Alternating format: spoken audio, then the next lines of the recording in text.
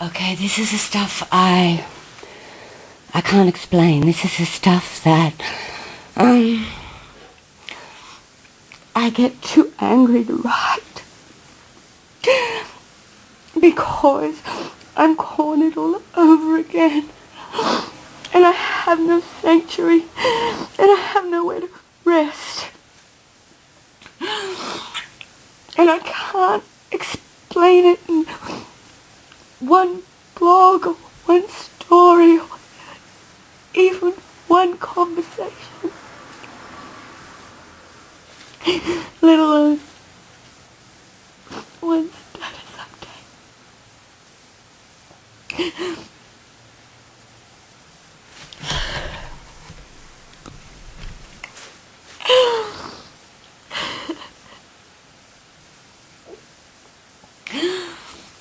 Okay, so I went to the theatre last night.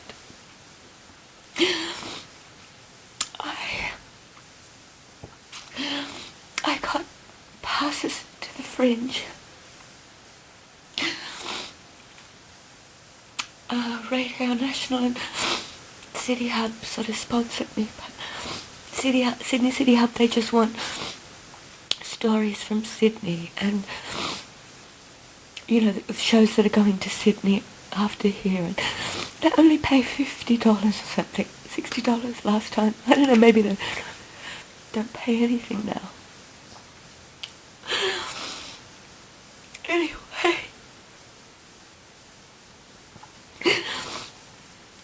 I've been trying to get out so I can meet people, maybe, you know, hustle up some work.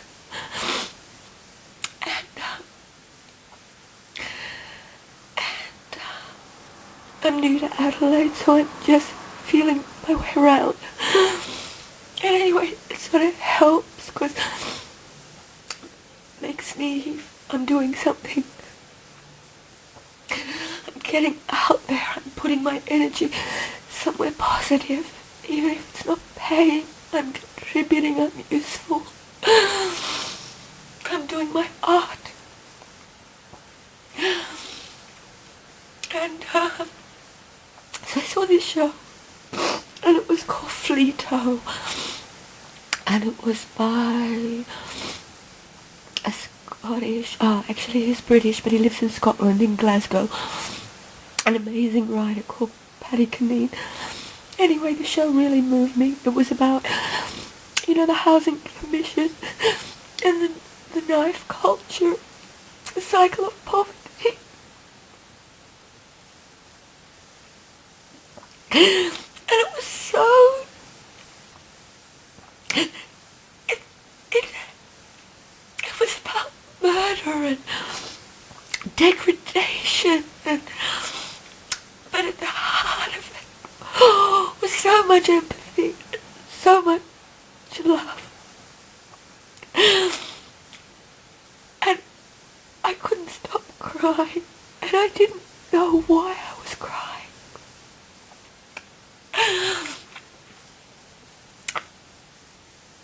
I just couldn't stop crying, and I had to wait at the end of the show for 5 minutes.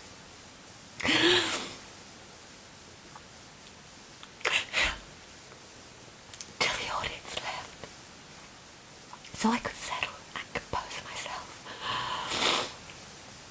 And I went out to my bicycle afterwards, and I had my sunglasses in my bicycle case, and I put them on so I could go to the toilet. And on the way out of the toilet, I saw one of the actors in the bar. I went up to him and said, "Thank you so much, that was really amazing." And I said, "Are you a Glasgow boy?" And he said, "Yes." And I said, "Oh, you know, Paddy Caneen, I feel ignorant, I don't know you." And he said, "Well, the ride is just over there." And so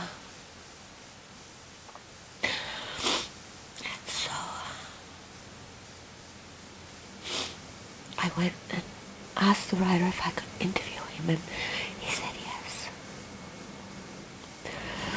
And this is the interview.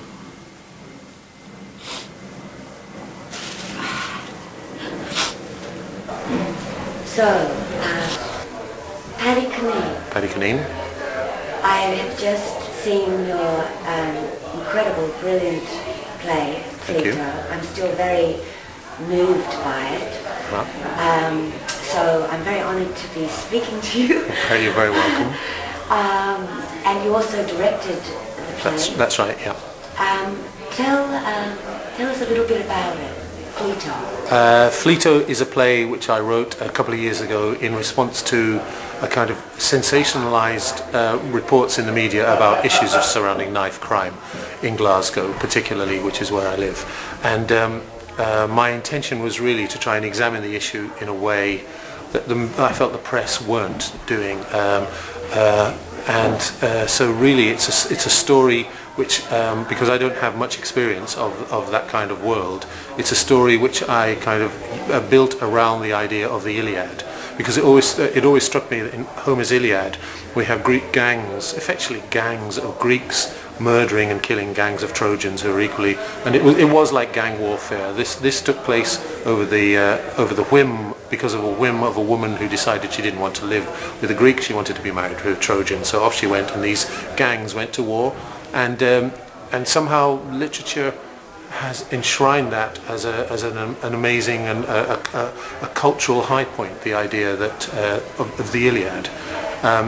And I wondered why we weren't viewing street crime the same way, because it was effectively similarly motivated, and in some ways, not a great rationale underpinning the violence.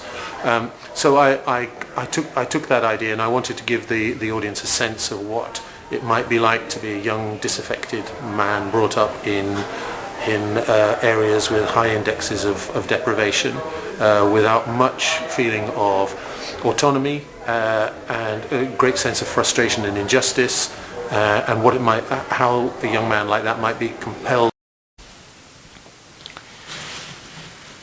Anyway, it was a great interview, and I felt really honoured to have met him. And I stopped in a pub on the way back and got a glass of wine and sat there looking back over the video and thinking about what review I'd write, and I felt so excited and inspired. I was going to go straight home and start doing it. And then I got back here and I couldn't get in the front door. The door was locked, like the lock had been changed. And I tried to turn it a lot of times, and it wouldn't. And then it just totally took me back to my last place in Sydney, where I came back and the lock was changed. And then my door was bashed in. And I had no protection. And I had no refuge.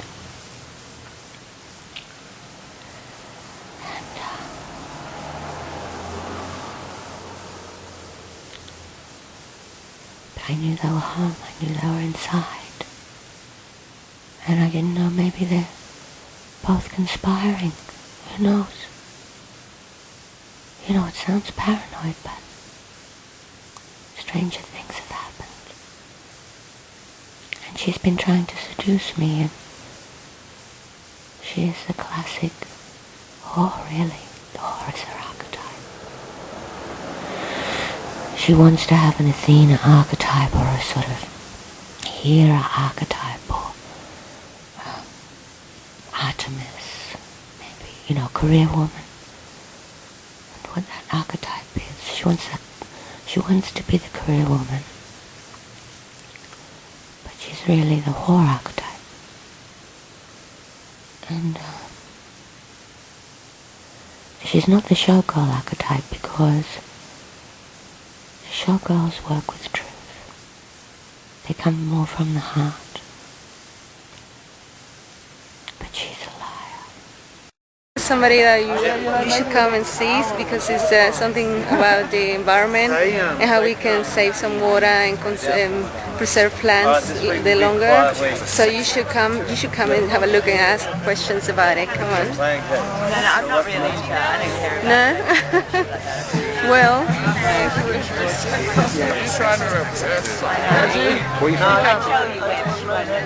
no, it's a secret. Yeah. You have to guess it. That keeps the mystery up. Come on. You do the puppet? Come on, let's go. She lies about everything. She says she works for the UN. Anyway, why would she be living here if she worked for the UN and Premier's Department? Why?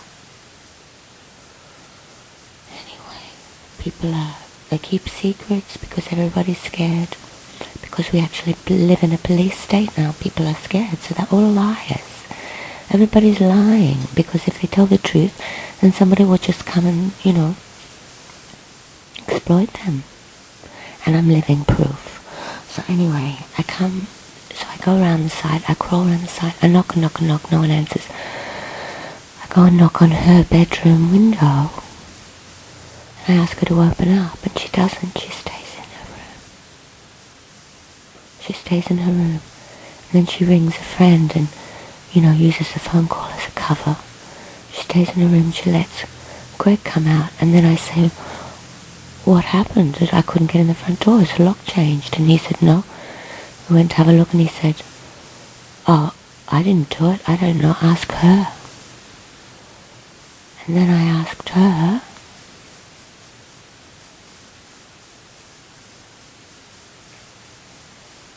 and she wouldn't open her door. She wouldn't speak to me. Because the night before she'd taken me out, she got information out of me. She got it out of me for him.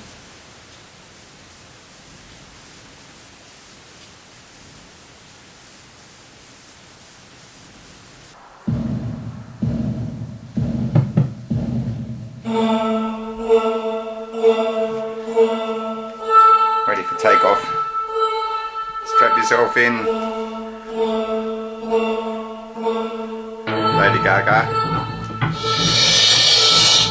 There ain't no reason you and me should be alone tonight, yeah baby, tonight, yeah baby. But I got a reason that you should take me home tonight. Know what I'm talking about?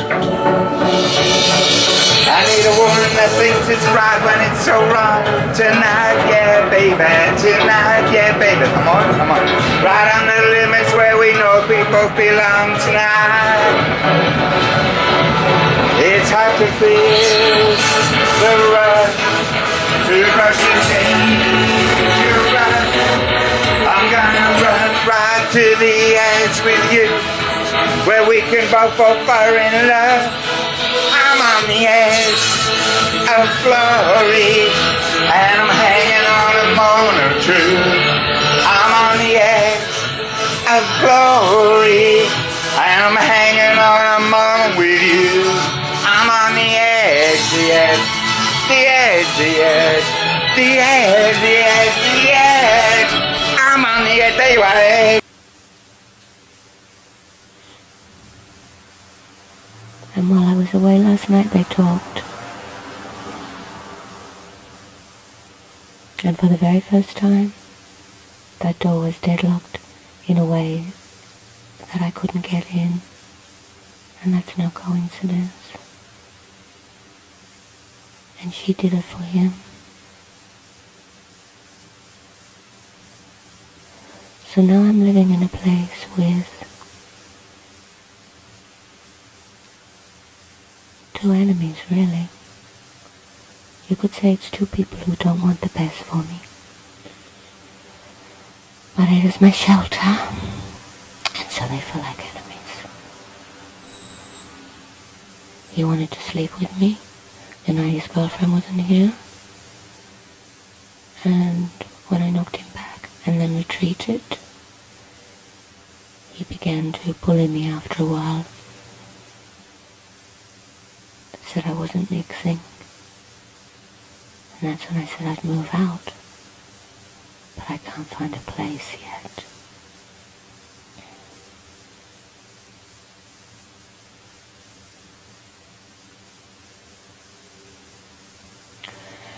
So, I came back to that, and then after that I was scared and unsettled, and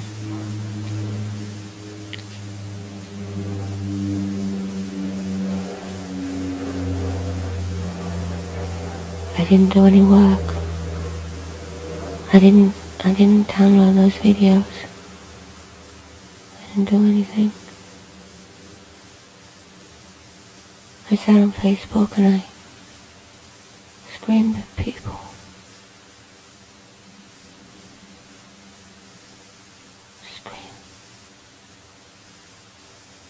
Scream at the impotent. Scream at the powerless. I'm so good with words. I can do everything with them but make money.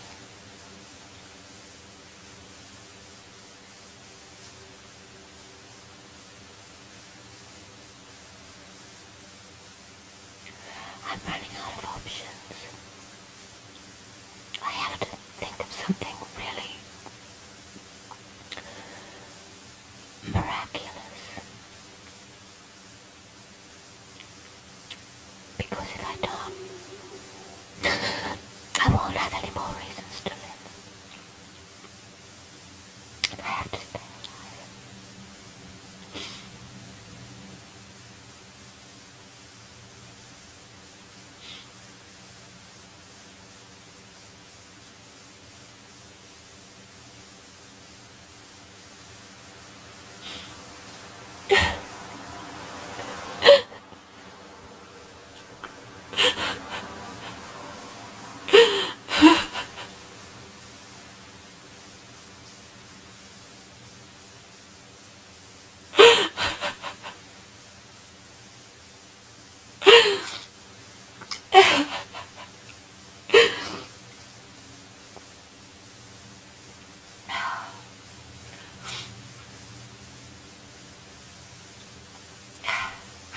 You know, when I was talking to that Paddy,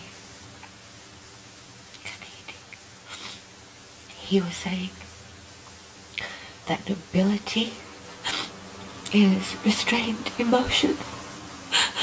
And I have no nobility. I have no nobility. I have none. I weep and I scream and I gnash my teeth like a peasant.